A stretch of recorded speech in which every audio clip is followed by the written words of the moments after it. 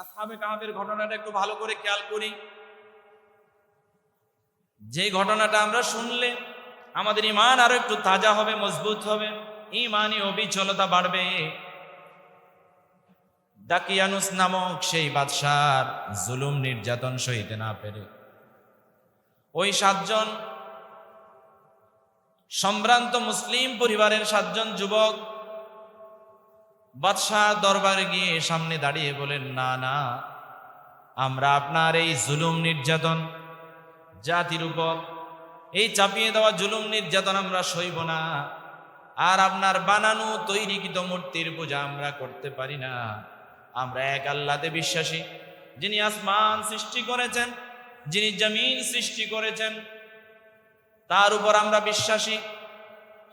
একথা বলার পর রাজ দরবারে দাকিয়ানুস বাদশাহ ওই 7 জন যুবককে হত্যার নির্দেশ দিয়ে দিলেন, পরোয়ানা জারি করে দিলেন, এই যুবকদেরকে হত্যা করা হবে। কিন্তু কিছুটা সময় দিয়ে দিলেন, বলে যে তোমরা বুঝার জন্য, তোমরা নিজেদের ভুল শুধরাবার জন্য কিছুটা সময় দেওয়া হলো, কয়েকদিন। এই সুযোগটাকে ব্যবহার করে ওই 7 জন যুবক একসাথে হয়ে আল্লাহ সুবহানাহু ওয়া তাআলার উপর ভরসা করে পৃথিবীর কোনো শক্তিকে ভয় না করে, বিশেষ করে দাকিয়ানুস নামক শাসক তখন এমন জালেম ছিলেন, তার বিপক্ষে গেলেই কতল, তার বিপক্ষে গেলেই কতল নিশ্চিত, তাদেরকে কতল করবে। তা জানার পরে পরোয়ানা জারির পরে যে 2-3 দিন সময় পেল, এই 2-3 দিনের ভিতরে ওই 7 জন যুবক পরামর্শ করে সিদ্ধান্ত নিয়েছে তারা এই বাদশার শাসন ছেড়ে, আত্মীয় স্বজন, দেশ ছেড়ে নির্জন এলাকায় চলে যাবে, পাহাড়িকা এলাকায় গহীন অরণ্যে চলে যাবে। যেহেতু তাকলেই কতল করবে, তাকে গেলেই কতল করবে। ওই 7 জন যুবক রওনা করেছেন পাহাড়ের দিকে আল্লাহর উপর ভরসা করে। যাওয়ার সময় একজন রাকালের সাথে যোগাযোগ করলো, রাকালের সাথে পরামর্শ করলো। তাদের পরিচিত একজন রাকাল, রাকালের সাথে ছিল একটা কুকুর। ওই কুকুরটা সহ ওই 7 জন যুবকের সাথে পাহাড়ের গহীন অরণ্য দিয়ে চলা আরম্ভ করলো। ওই কুকুরটাকে তাড়ানোর অনেক চেষ্টা করলো, কিন্তু কুকুরটা যায় না। বারবার তাড়ানোর পরে তারা সফল হতে পারে না, এই কুকুরটাও তাদের সাথে চলে গেল। যেতে যেতে যেতে যেতে গহীন অরণ্যের ভিতরে অনেক দূরে গিয়ে একটা গুহা পায়। গুহার ভিতরে তারা রেস্টের জন্য ঢুকতেছেন। কুরআনুল কারীমে এমন একটি ঘটনা আল্লাহ সুবহানাহু ওয়া তাআলা আল্লাহ রাসূলুল্লাহ সাল্লাল্লাহু আলাইহি ওয়াসাল্লামের মাধ্যমে নাজিল করেছেন। সেটা একটা সূরার নাম সূরাতুল কাহফি। পুরো সূরার ভিতরে এমন একটি ঘটনা এসেছে যে ঘটনাটি মানুষের কাছে পরিচিত হচ্ছে আসহাবে কাহাফের ঘটনা। আসহাবে কাহাফ 7 জন যুবক একজন জালেম শাসকের অত্যাচার থেকে, জুলুম থেকে, নির্যাতন থেকে বাঁচার জন্য এবং যার শাসন আমলে সেই ব্যবস্থাপনাকে মেনে নিলে শিরিক হচ্ছে, তাওহীদের বিপরীত ঘোষণা দেওয়া হচ্ছে, এরকম একটা জালেম শাসক যার নাম হচ্ছে দাকিয়ানুস, তার শাসন আমলে তার কাছ থেকে বাঁচার জন্য 7 জন যুবক একটি পাহাড়ের গুহার মধ্যে অবস্থান নিয়েছিলেন। যে গুহার নাম হচ্ছে কাহাফ। কাহাফ মানে গুহা। আর যে কাহাফের ভিতরে, গুহার ভিতরে যারা ছিল তারা হচ্ছে আসহাব, গুহাবাসী। তাদের সাথে একজন কুকুরও ছিল। সেই ঘটনা কেন্দ্রিক, সেই ঘটনাটা জানলে, সে ঘটনার উপর আমল করলে তাদের উপর যে ঈমান ছিল, ঈমানের কারণে তাদের ব্যাপারে একটা সূরা আল্লাহ সুবহানাহু ওয়া তাআলা সূরা কাহাফ নাজিল করেছিল। এবং যে ঘটনাটা শুনলে, জানলে, মানলে এবং ফলো করলে, আমল করলে, যারা করবে তাদের ঈমানি অবিচলতা বৃদ্ধি পাবে। জোরে বলেন সুবহানাল্লাহ। এই আসহাবে কাহফের ঘটনা আল্লাহ রাসূল সাল্লাল্লাহু আলাইহি ওয়াসাল্লামের কাছে কখন নাজিল হয়? সূচনা হলো আল্লাহ রাসূল সাল্লাল্লাহু আলাইহি ওয়াসাল্লাম যখন দ্বীন প্রচার করছেন, ইসলামের দাওয়াত দিচ্ছেন, কালিমার দাওয়াত দিচ্ছেন, ইহুদিরা আল্লাহ রাসূল সাল্লাল্লাহু আলাইহি ওয়াসাল্লামকে বাজাবার জন্য, ফাঁসাবার জন্য, বিতর্কিত করবার জন্য বিভিন্ন প্রশ্ন করেন। তো ইহুদিদের একটি ঘটনা জানা আছে, যেটা হযরত ঈসা আলাইহিস সালাম দুনিয়া থেকে বিদায়ের প্রায় ২৫০ বছর পর ঘটেছিল। তদানীন্তন সময়ে একজন বাদশা, সেটা হচ্ছে দাকিয়ানুস, হাদিসে আসছে, ওই বাদশা মূর্তি বানাইতো এবং তার অধীনস্থদেরকে, জাতিকে ওই মূর্তির পূজা করার জন্য নির্দেশ দিত। জোরে জোরে বলেন নাউজুবিল্লাহ। মানে শিরিক করার নির্দেশ দিত। এবং একজন জালেম, স্বৈরাচারী একজন শাসক ছিল। তাকে যারা মানবে না, তাকে যারা অনুসরণ করবে না, সে যে মূর্তিগুলো বানায়, ওই মূর্তিগুলোর যারা পূজা করবে না তাদেরকে হত্যা করা হতো। জুড়ে বলেন না নাউজুবিল্লাহ। সম্ভ্রান্ত মুসলিম পরিবারের কিছু যুবক তারা ঐক্যবদ্ধ হয়েছে, না, এ ধরনের জুলুম, এ ধরনের অত্যাচার কখনো সওয়া যাবে না, আমরা দাঁড়াই, তার সামনে কথা বলি। এরপরে তারা ওই ৭ জন যুবক, সম্ভ্রান্ত মুসলিম পরিবারের যুবক, তারা একসাথে বাদশার দরবারে গিয়া অসংখ্য মানুষের সামনে দাঁড়ায়া বলে যে, না, আপনার তৈরিকৃত মূর্তির পূজা আমরা করতে পারি না, আপনার জুলুম, নির্যাতন, অত্যাচার আমরা সইতে পারি না, আমরা একমাত্র তাকেই সৃষ্টিকর্তা হিসাবে মানি, তাকেই ইলাহ হিসাবে মানি, যিনি আসমান এবং জমিনের মালিক। জুড়ে বলেন আল্লাহু আকবার। এটা কখন? সর্বপ্রথম আমরা জানতেছি কখন থেকে এই ঘটনাটা? রাসূলুল্লাহ সাল্লাল্লাহু আলাইহি ওয়াসাল্লামের কাছে ইহুদিরা এসে প্রশ্ন করলেন, বাজাবার জন্য, ফাঁসাবার জন্য, বিতর্কিত করার জন্য, যে আপনি যদি নবী হন, সত্য নবী হন, তাহলে এমন একটা ঘটনা জানেন কিনা, এমন বিস্ময়কর একটা ঘটনা আপনার জানা আছে কিনা, যে ঘটনাটা ইহুদিরা জানে, আসহাবে কাহফের ঘটনা। অর্থাৎ দাকিয়ানুস বাদশার আমলে ৭ জন যুবক যে জালেম বাদশার জুলুম সইতে না পেরে একমাত্র আল্লাহর উপরে বিশ্বাস অবিচল থাকার কারণে তাদেরকে হত্যার নির্দেশ যখন দেওয়া হলো, তখন তারা পাহাড়ের দিকে একটি গুহার উদ্দেশ্যে রওনা করেছিল। যে গুহায় তারা ছিল, সেই গুহাকে কেন্দ্র করে আল্লাহ রাসূল সাল্লাল্লাহু আলাইহি ওয়াসাল্লামের কাছে ওহী নাজিল করতেছেন আল্লাহ। কাদেরকে শিক্ষা দেওয়ার জন্য? ইহুদিদেরকে, প্রশ্নকারীদেরকে।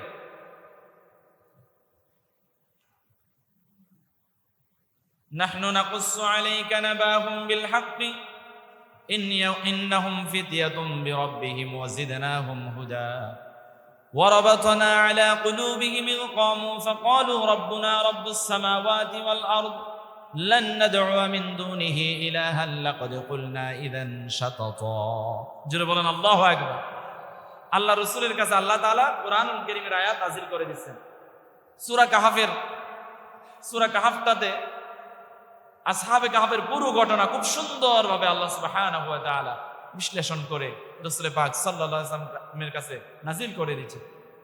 এবং রাসূল সাল্লাল্লাহু আলাইহি ওয়াসাল্লাম যখন আসহাবে কাহফের ঘটনাটা সুন্দরভাবে বলে দিয়েছেন, তখন তারা কিছু সংখ্যক ইহুদি আল্লাহ রাসূলের কাছে কালিমা পড়ে মুসলমান হয়ে গেলেন।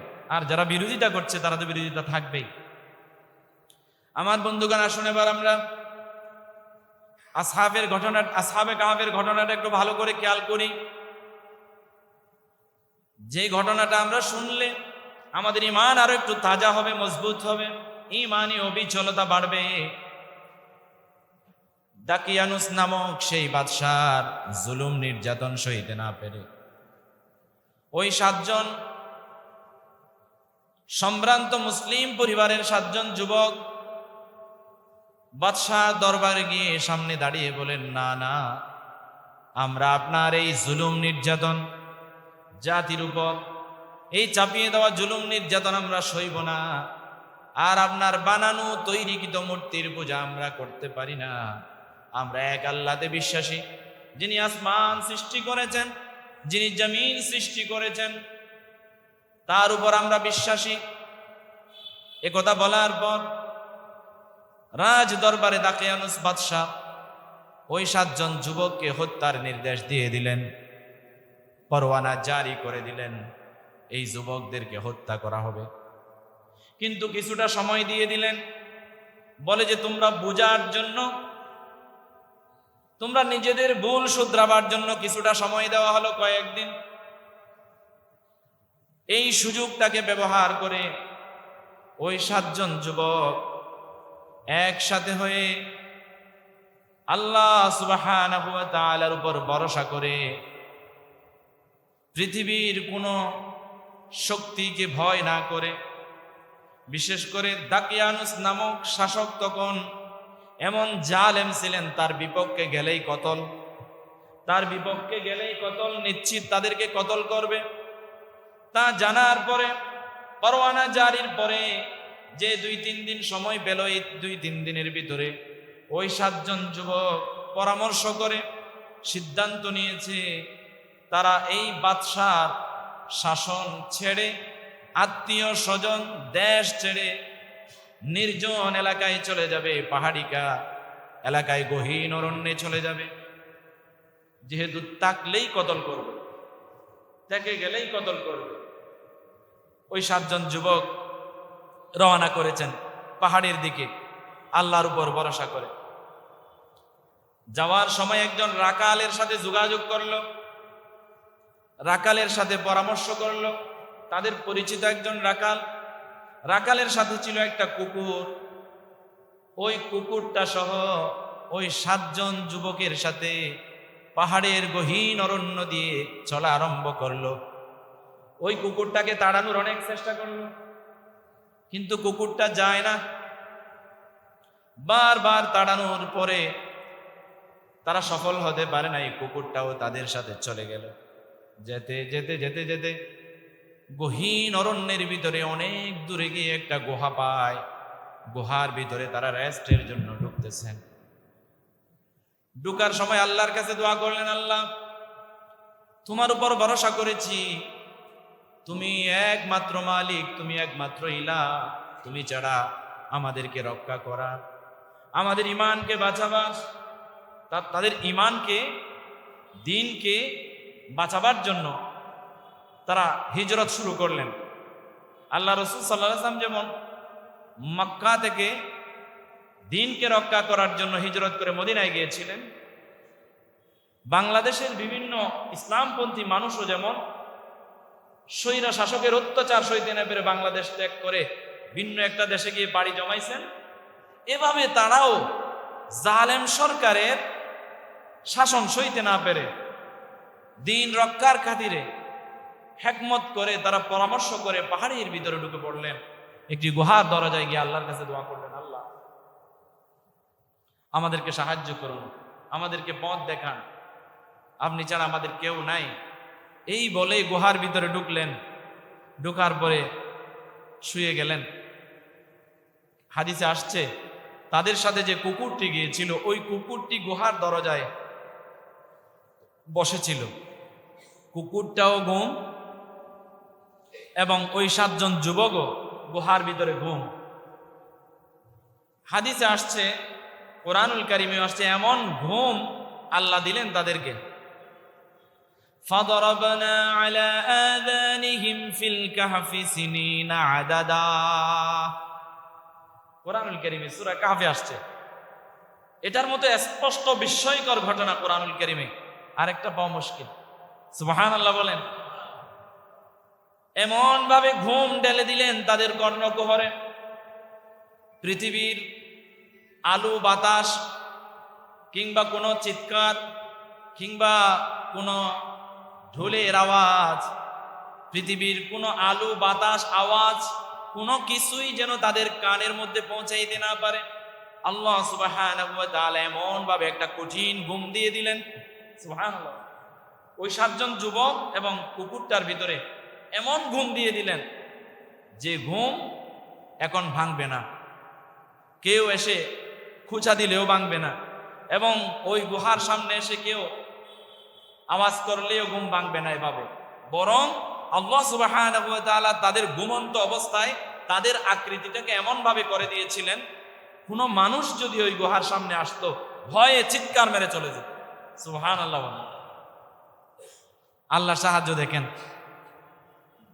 আল্লাহ সুবহানাহু ওয়া তাআলা এমন ভাবে ঘুম দিলেন, 1 বছর নয়, 2 বছর নয়, 3 বছর নয়, 300 বছর, 309 বছর। আমার বন্ধুগণ, তাদেরকে ঘুম পাড়াই দিলেন। প্রায় 300 বছরের অধিক সময় ঘুম থেকে উঠে তারা চিন্তা করলেন কিছু তো খেতে হবে। একজন আরেকজনকে জিজ্ঞাসা করলো, আমরা তো ভালো একটা ঘুমাইছি। মাঝখানে আমি আরেকটি কথা বলি আপনাদেরকে। আমাদের দেশের নিয়ম অনুসারে, বিজ্ঞান অনুসারে আমরা যদি বেশি ঘুমাই অসুস্থ হয়ে পড়ি। অতিরিক্ত যারা শুয়ে থাকে, বসে থাকে, ঘুমায়, অসুস্থ হয়ে যায়। কিন্তু আল্লাহ সুবহানাহু ওয়া তাআলা তাদেরকে এমন ভাবে ঘুম পাড়াইয়া দিলেন, তাদের কাপড় যেটা পড়েছিল সেই কাপড়টা তেমনই রয়ে গেছে। সুবহানাল্লাহ। তাদের শরীরের অবস্থা, অবয়ব তখন যে অবস্থায় ছিল 309 বছর আগে, ঠিক সেই অবস্থায় রয়ে গেছে। কুদরত কার? আল্লাহর। আল্লাহ চাইলে পারে মানুষকে এটা বিশ্বাস করাবার জন্য। এই আসহাবে কাহফের ঘটনার মধ্যে আল্লাহর কি মহিমা রয়েছে একটু দেখেন। মানুষকে বিশ্বাস করাবার জন্য এই যে হাজার হাজার বছর মানুষ মরার পরে যখন কবরে চলে যাবে, কবর থেকে যে মানুষকে আল্লাহ সুবহানাহু ওয়া তাআলা আবার জিন্দা করবেন, এটা বিশ্বাস করাবার জন্য। সুবহানাল্লাহ বলেন। 300 বছরের অধিক হওয়ার পর একজন জিজ্ঞাসা করে, ভাই আমরা কতক্ষণ ঘুমালাম? কেউ বলে আমরা হয়তো দিনের অর্ধেক ঘুমালাম, অথবা 1 দিন ঘুমালাম, অথবা দিনের কিছু অংশ ঘুমালাম। তার মানে তারা বুঝতেই পারে নাই যে এতদিন ঘুমাইছে। সুবহানাল্লাহ। আল্লাহু আকবার বলেন, আল্লাহু আকবার। এখন তাদের আল্লাহ সুবহানাহু ওয়া তাআলার পরিকল্পনা দেখেন, এটা একটা আল্লাহর পরিকল্পনা। তাদের কাছে ছিল সেই 300 বছর আগের দাকিয়ানুস বাদশার আমলের মুদ্রা। আচ্ছা বলেন, 300 বছর আগের মুদ্রা এখন চলবে? সেটা দিয়ে গোপনে আস্তে আস্তে বাজারে গিয়ে কিছু নিয়ে আসার জন্য, খাওয়ার জন্য, রুটি বা যা খাবার নিয়ে আসার জন্য একজনকে তারা পাঠালো। খুব আস্তে আস্তে গোপনে, কেউ যেন বুঝতে না পারে, একটা বাজারে গেলেন। মানুষ তার দিকে তাকায়, অবাক হয়ে যায়। মানুষ তার দিকে তাকায়, অবাক হয়ে যায়। লোকটা বুঝতে পারতেছে আমার দিকে তাকালে মানুষ অবাক হয়ে যাচ্ছে কেন? কারণ 300 বছর আগের যে ড্রেস আপ আর বর্তমান ড্রেস আপ তো ভিন্ন হতে পারে। 90 দশকে যে প্যান্টগুলো পরছিলেন মেয়েদের, ওই যে প্লাজো প্যান্টের মতো, আমরা পুরুষেরা সেই প্লাজো প্যান্টের মতো প্যান্টগুলো এখন মেয়েরা পড়ে। এখন আপনারা পড়েন জিন্সের প্যান্ট, সিমসাম, হ্যান্ডসাম আপনারা মনে করেন আর কি। তো 90 দশকের আগের প্যান্ট এখন পড়লে আপনি পড়লে মানুষ হা করে তাকায় থাকবে আপনার দিকে। এখন 300 বছর আগের পুরনো পোশাক পরে আপনি বাজারে গেলেন, আপনার দিকে তো হা করে তাকাবেই। এখন বাজারে গিয়ে দেখলেন অবাক কাণ্ড, মানুষ তার দিকে তাকায়, অবাক হয়ে যায়। এবং একটা দোকানে গিয়ে কিছু খাবার খুঁজলো, যে নাও আমাকে কিছু খাবার দাও। দোকানদার চিন্তা করলো, এই মুদ্রা তো এখন চলে না, তুমি কোন যুগের টাকা নিয়ে চলে আসছো এখানে, আর তুমি কোথাকার লোক? বলে যে না, আমরা তো কিছুক্ষণ ঘুমাইলাম এক জায়গায়, ক্ষুধা পাইছে, এই জন্য কিছু খাবারের জন্য আসছি। এখন দোকানি চিন্তা করলো, না, এই লোকটা গুপ্তধন পেয়েছে, এটা নিয়ে আসছে এখানে। এখন কিছু মানুষকে নিয়ে তাকে রাজার দরবারে নিয়ে যাওয়া হয়। রাজ দরবারে নিয়ে যাওয়ার পর রাজা অনেক জিজ্ঞাসাবাদ করলো। জিজ্ঞাসা করার পর এই মুদ্রাটার ওখানে ছবি দেখা আছে, খোদাই করা দাকিয়ানুস বাদশার ছবি। এখন দেখবেন বর্তমান যুগেও কিছু শাসক যখন একটু দাপটওয়ালা হয়, একটু স্বৈরাচারী হয়ে যায়, তখন হয়তো তার ছবি টাকাতে যুক্ত করবে, না হয় বাবার ছবি, না হয় মায়ের ছবি। এরকম আছে না? আমি আমার দেশের কথা বলছি না, যে কোনো একটা কান্ট্রির হতে পারে। এরকম দাপটওয়ালা দেখবেন যে ফেরাউন মার্কা হলে তার ফেরাউনগিরি যেখানে সেখানে খোদাই করে রাখবে। তো বাদশাহ দাকিয়ানুস তার প্রতি আকৃতি অঙ্কন করে মূর্তি বানাইতো, ওই মূর্তিগুলাকে পূজা করার জন্য মানুষকে বলতো। ওই মূর্তি আবার তার মুদ্রার ভিতরে খোদাই করেছে। ওই দাকিয়ানুসের সেই খোদাইকৃত মুদ্রা, এটা বাদশাহ গবেষণা করে বের করতে করতে, দলিল কাগজ পণ্য বের করতে করতে 300 বছর আগে সেখানে একজন শাসক ছিল দাকিয়ানুস। সে জালেম শাসক ছিল, তার জুলুমে অতিষ্ঠ হয়ে পরোয়ানা জারিকৃত 7 জন যুবক ছিল, তাদেরকে হত্যা করা হবে, তাদেরকে মেরে ফেলা হবে, ফাঁসি দেওয়া হবে, এ ধরনের একটা পরোয়ানা ছিল। এই পরোয়ানাকে তোয়াক্কা না করে তারা পাহাড়ের দিকে গমন করেছিল। এই ঘটনা তাদের সেই 300 বছর আগের ইতিহাসে পাওয়া গেছে। এখন সেই যুবককে সহ নিয়ে ওই যুবকের মুখের কাহিনী এবং তাদের ইতিহাস ঘেটে দেখার 300 বছর আগের পুরনো কাহিনী সব যখন এক জায়গায় হয়ে মিলিত হয়েছে, বর্তমান বাদশাহ তদানীন্তন সময়ে ওই যুবকটাকে যখন পাওয়া গেল 300 বছর পর, তদানীন্তন সময়ের বাদশাহ একদল বাহিনী নিয়ে সেই গুহার নিকটে গেলেন। গুহাতে গিয়ে দেখা যায় তাদের জন্য খাবার পত্র সবকিছু নিয়ে গিয়ে দেখলেন এবং আল্লাহর কাছে তারা দোয়া করলেন। আল্লাহর কাছে তারা চাইছিলেন যে দুনিয়াতে এমন একটা যুগ প্রতিষ্ঠা হবে যেদিন কালিমার পতাকা উড্ডীন হবে। আল্লাহ সুবহানাহু ওয়া তাআলা তাদেরকে দেখাইছেন, ওই 7 জন যুবককে দেখাইছেন। বর্তমান যে বাদশাটা, তদানীন্তন সময়ের বাদশাটা, 300 বছর পর যে 7 জন যুবক গুহার ভিতরে ঢুকেছিল, ওই গুহার কিনারায় গিয়ে দেখেন ওই যুবকরা, দেখেন এরা ইসলামিক মনোবাসনায়, ইসলামিক মাইন্ডেড, এবং ইসলাম প্রতিষ্ঠিত হয়ে গেছে। তখন দিন প্রতিষ্ঠিত হয়ে গেছে, তখন আর সেই জালেম বাদশা নাই। এখন সংখ্যাগরিষ্ঠ মুসলমান, সংখ্যাগরিষ্ঠ ইসলাম চায়। এটা যখন জানতে পারলেন, আল্লাহর কাছে দোয়া করলেন, আল্লাহ আমরা যা দেখতে চাইছিলাম তুমি আমাদেরকে দেখাইছো। আল্লাহ সুবহানাল্লাহ বলেন। আল্লাহ সুবহানাহু ওয়া তাআলা তাদেরকে ওই জায়গায় আবার মৃত্যু দিলেন। সুবহানাল্লাহ বলেন। 300 বছর পরে আল্লাহ ঘুম থেকে তাদেরকে তুললেন, আবার সেখানেই সেই গুহায় আল্লাহ সুবহানাহু ওয়া তাআলা তাদেরকে মৃত্যু দিলেন। এখনো পর্যন্ত সেটা ওই গুহাটা, স্মৃতি বিজড়িত গুহাটা এখনো আছে তুরস্কের একটি জায়গায়। সেখানে আমাদের বাংলাদেশের অনেক মানুষ সফরে গিয়েছে, দেখে আসছে। আমার বন্ধুগণ, হাদিসে আসছে, কিতাবে আসছে, ওই 7 জন যুবকের সাথে যে কুকুরটা ছিল, কুকুরের নামটা ছিল পৃথিবীর, ওই কুকুরটা সহ জান্নাতি হবে। জোরে বলেন না সুবহানাল্লাহ।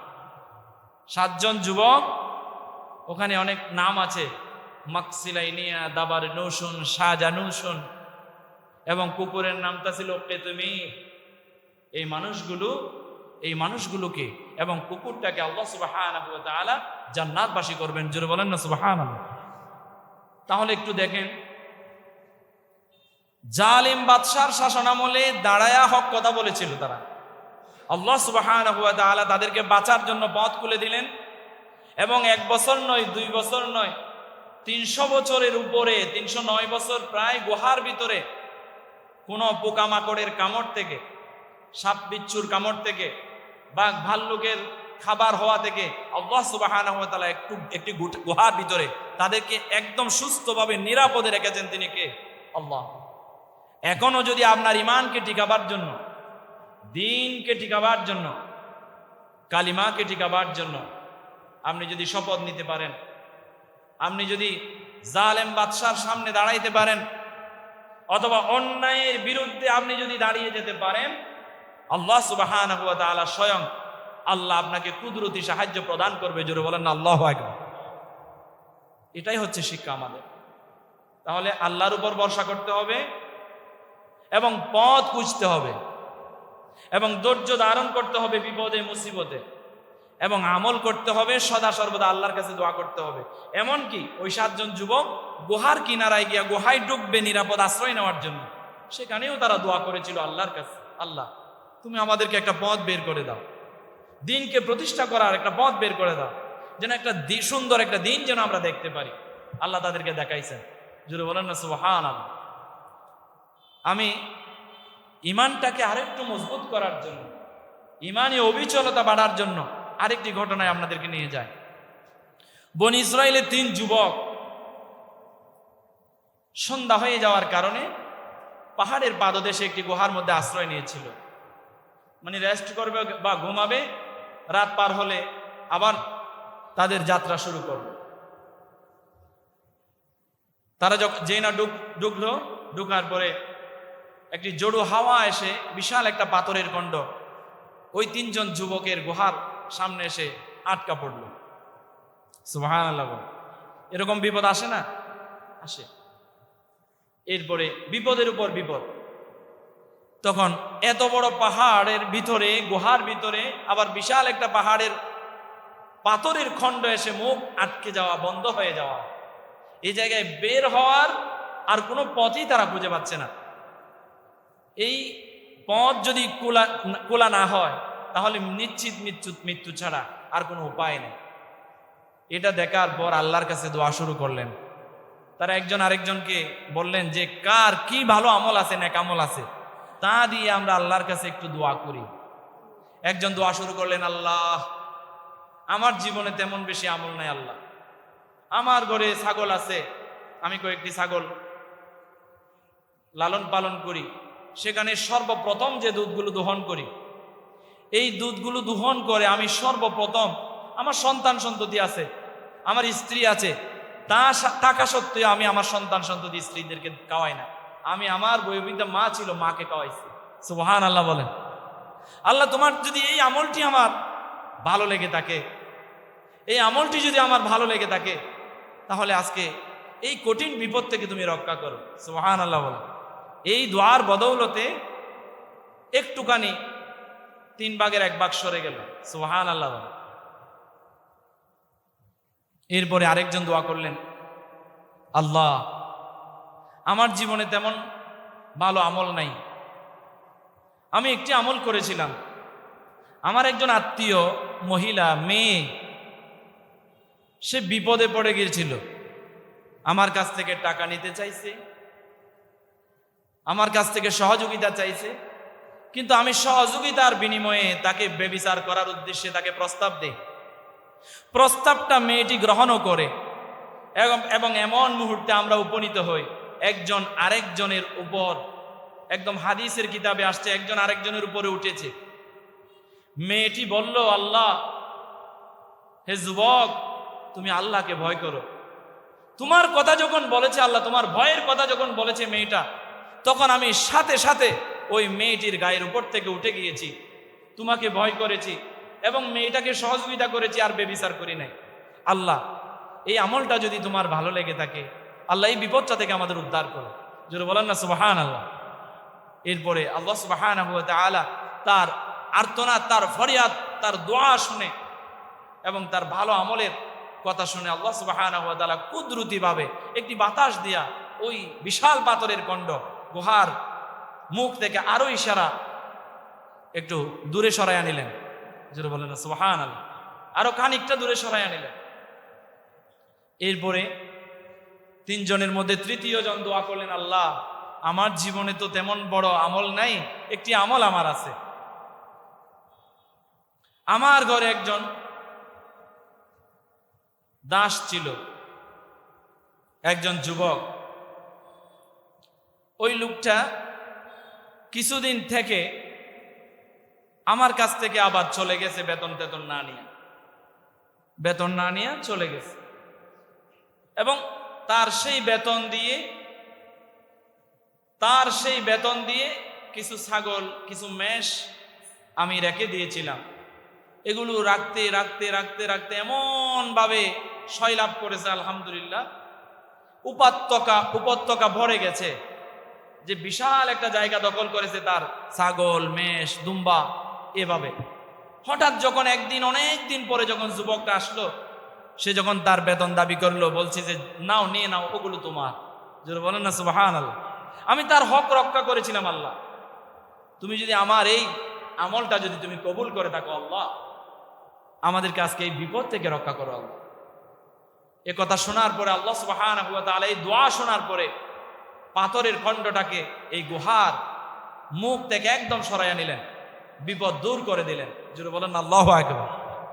এরকম ছোট ছোট ভালো ভালো কিছু আমল যদি থাকে আমাদের জীবনে, ওই আমলগুলোর উসিলা নিয়ে আমরা যদি আল্লাহর কাছে দোয়া করি এবং তাওয়াক্কুল করি, ভরসা করি আল্লাহর উপর এবং ঈমানের উপর অবিচল থাকি, আল্লাহ সুবহানাহু ওয়া তাআলা কঠিন মুহূর্তেও আমাদেরকে সাহায্য করবে ইনশাআল্লাহ। প্রিয় হাজরিন, সময় শেষ। আজকের আলোচনার এই বিষয়াদি থেকে আমরা আমাদের ঈমানি চেতনা এবং ঈমানি অবিচলতা বাড়াতে পারি। যে আল্লাহর কাছে দোয়া করেছে, সাথে সাথে বিশাল একটা বিপদ থেকে আল্লাহ রক্ষা করেছে। এটা আল্লাহর কুদরতি ফায়সালা ছাড়া কোনো মানুষ তো এসে এই পাথরখণ্ডটা সরায় নাই, সরাইছে কে? আল্লাহ। এবং ওই 7 জন যুবককে 300 বছরের অধিক সময় ধরে ঘুমের মধ্যে সুস্থভাবে কোনো রোগ ব্যাধি ছাড়া, ক্লান্তি ছাড়া বাঁচায়া রেখেছেন তিনি কে? আল্লাহ। এবং 300 বছর পরে ঘুম থেকে যে মানুষগুলোর জীবন্ত আল্লাহ বাঁচায়া ঘুম থেকে উঠাইতে পারে সুস্থ অবস্থায়, তিনি আল্লাহ কি পারেন না আমরা মৃত্যুর পরে আবার আমাদেরকে কিয়ামতের ময়দানে উঠাবেন? বিশ্বাস হয় না আমাদের? বিশ্বাস হয়। এই জন্য আমাদের ঈমানে আমরা কি করি? আমানতু বিল্লাহি ওয়া মালাইকাতিহি ওয়া কুতুবিহি ওয়া রুসুলিহি ওয়াল ইয়াউমিল আখির পর্যন্ত এগুলো আমাদের স্বচক্ষে দেখা। আমানতু বিল্লাহি, আমরা আল্লাহর প্রতি বিশ্বাস স্থাপন করেছি, এটা না দেখে। ওয়া মালাইকাতিহি, আমরা ফেরেশতাদেরকে না দেখে বিশ্বাস করেছি। ওয়া কুতুবিহি, কিতাব আমরা দেখেছি। ওয়া রসুলিহি, রসুলদেরকে আমরা দেখেছি। কিন্তু ওয়াল ইয়াউমিল আখির, পরকাল আমরা দেখি নাই। পরকাল আমাদের সামনে আছে। এই পরকালকে বিশ্বাস করা ঈমানের দাবি, ঈমানি অবিচলতা। তাহলে পরকালকে যদি বিশ্বাস স্থাপন করতে চান, অন্তরে বসাতে চান, এবং পরকালকে যদি ভয় করেন যে কেউ জাহান্নামে যাবে, কেউ জান্নাতে যাবে আমলের কারণে, এটা যদি ভিতরে ঢুকাইতে পারেন, তাহলে আপনার ঈমানটা আরো মজবুত হবে, ঈমানটা আরো দুরস্ত হবে। যে ঈমানের কারণে আপনি ভালো আমল করবেন, যে ঈমানের কারণে আপনি নামাজ পড়বেন, যে ঈমানের কারণে মানুষ মারতে গেলে আপনার ভয় হবে,